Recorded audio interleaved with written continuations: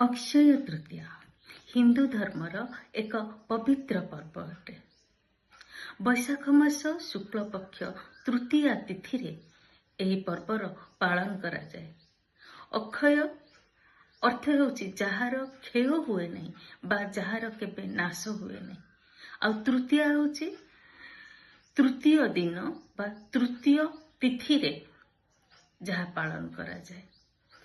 अनेक धार्मिक मान्यता मध्य रही अक्षय तृतीया उपरे। जेपरी त्रेतया युगर आरंभ एही अक्षय तृतीया रु ही आरंभ होइतिला। भगवान विष्णु परशुराम रूप रे एही दिन रे अवतरित होइथिले।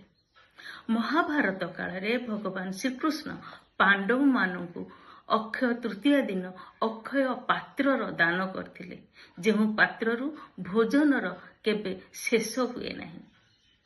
आहुरी मध्य यज्ञ भगवान को प्रसन्न करिबा पई एवं लोक कल्याण करिबा पई आमे यज्ञ करथा। आउ जदि अक्षय तृतीया दिन यज्ञ करा जाए तेबे ताहारु सेथिरु प्राप्त पुण्य फल मध्य अक्षय होइथाय। सेथि पई वर्णना करा जायछि, स्कंद पुराण रे वर्णना करा जायछि, अक्षये दिने यत् क्रियते दानं होमः जपः स्नानं वा तस्य पुण्य न क्षीयते। अर्थात एही दिन करा जाउथिबा जप ध्यान तप दान यज्ञ आदिर प्राप्त पुण्य फल आमको अनंत काल पर्यंत प्राप्त होइथाय। तेणु अक्षय तृतीया दिन यज्ञ करिबार विशेष महत्व अछि। यज्ञ हिंदू संस्कारर एक पवित्र एवं श्रेष्ठतम कर्म अटे।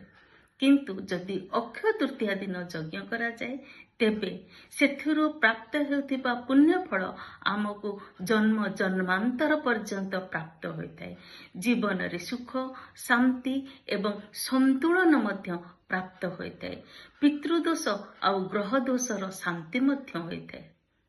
आहुरी मध्य वातावरण रे शुद्धि एवं सकारात्मक ऊर्जार संचार प्राप्त होइथाय। तेबे अक्षय तृतीया दिन विशेष यज्ञर मध्य महत्व थाए।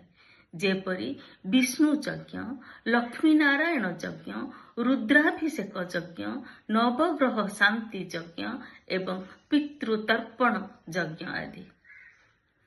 तेबे अक्षय तृतीया दिन यज्ञ करंतु एवं जीवन रे सुख शांति समृद्धि एवं आरोग्यता को प्राप्त करंतु।